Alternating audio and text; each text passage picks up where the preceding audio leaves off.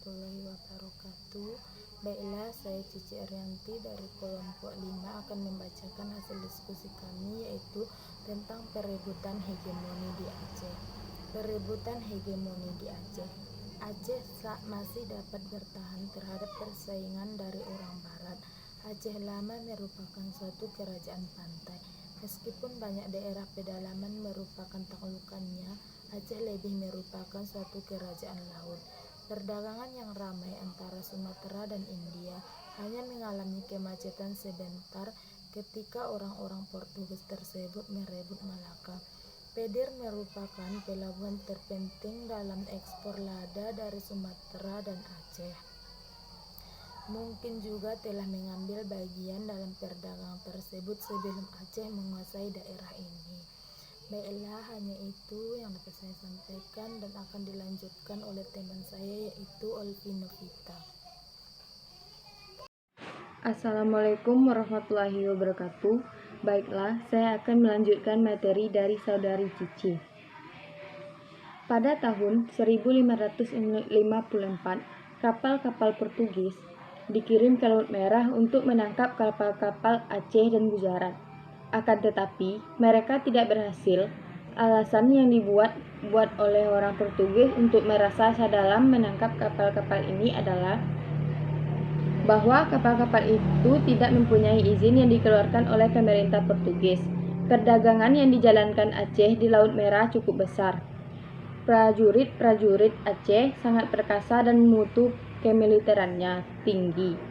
Hal ini diceritakan sendiri oleh orang Portugis yang terlibat dalam pertempuran yang terjadi ketika mereka hendak menahan kapal-kapal Aceh yang membawa rempah-rempah ke Laut Merah. Sekian, terima kasih. Assalamualaikum warahmatullahi wabarakatuh. Assalamualaikum warahmatullahi wabarakatuh. Saya Vika Amelia akan melanjutkan materi dari Olvi Novita, yaitu tentang Kerajaan Aceh dalam abad 17. Iskandar Muda, yang dalam tradisi Aceh juga disebut sebagai mahkota alam, melanjutkan politisi ekspansi raja-raja sebelumnya, kecuali untuk memegang hegemoni politik dari bersamaan dengan itu dominasi ekonomi di Sumatera Utara dan wilayah sekitar Selat Melaka. Sudah tentu Malaka sebagai duri di mata Aceh mendapat giliran serangan, yaitu pada tahun 1629.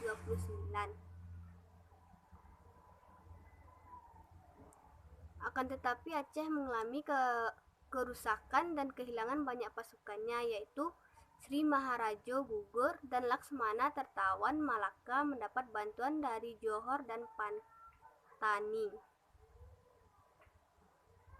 Politik ekspansi Iskandar Muda tidak menyimpang dari garis yang diikuti para raja Aceh sebelumnya. Suatu tindakan yang wajar, tidak lain karena seperti telah dibentengkan di atas, ancaman datang dari dua tawanannya, Malaka dan Johor. Sekian, terima kasih. Assalamualaikum warahmatullahi wabarakatuh. Baik, saya akan membacakan materi kami dari kelompok 4, yang mana Aceh pada pertengahan abad ke-16 betul-betul merupakan ancaman bagi mereka yang pada waktu itu ada di tangan Portugis. Oleh sebab itu, orang Portugis selalu merasa cemas mengenai Aceh yang pada setiap waktu dapat menyerang Malaka. Aceh begitu memusingkan orang Portugis, sehingga uskup dari Goa, yaitu Jorge Temodo, mengusulkan pada Raja Portugal pada tahun 1569 untuk memblokade Aceh selama 3 tahun berturut-turut. Blokade ini membuat ekonomi Kesultanan Aceh mengalami kerugian yang berakibat melemahnya kerajaan ini, dan pada akhirnya lebih mudah untuk direbut. Begitu baik kelihatannya strategi yang dilakukan oleh Jorge Temodo, tetapi dalam kenyataannya tidak terwujud. Malah sebaliknya, bukanlah orang-orang Portugis yang memblokade Aceh dan mengadakan penyerbuan terhadap Aceh yang telah terkepung.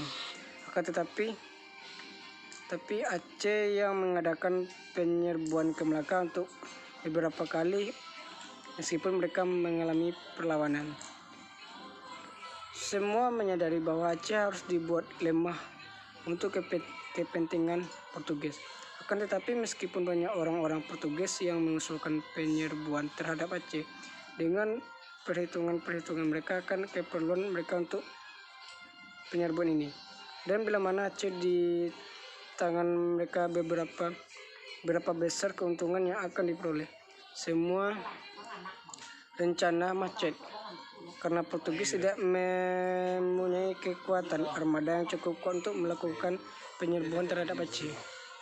Pada akhir abad ke-16, keadaan di Eropa membuat orang-orang Portugis tidak berbuat apa-apa terhadap Aceh karena uang dan tenaga manusia dibutuhkan di Eropa.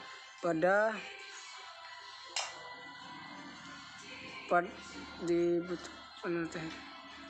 lain pihak Aceh yang berada di bawah pemerintahan Alauddin Riayat Shah mengalami kesukaran dalam kerajaan karena mereka terdesak oleh Johor, sehingga tidak mempunyai kesempatan yang baik untuk menyerang Malaka.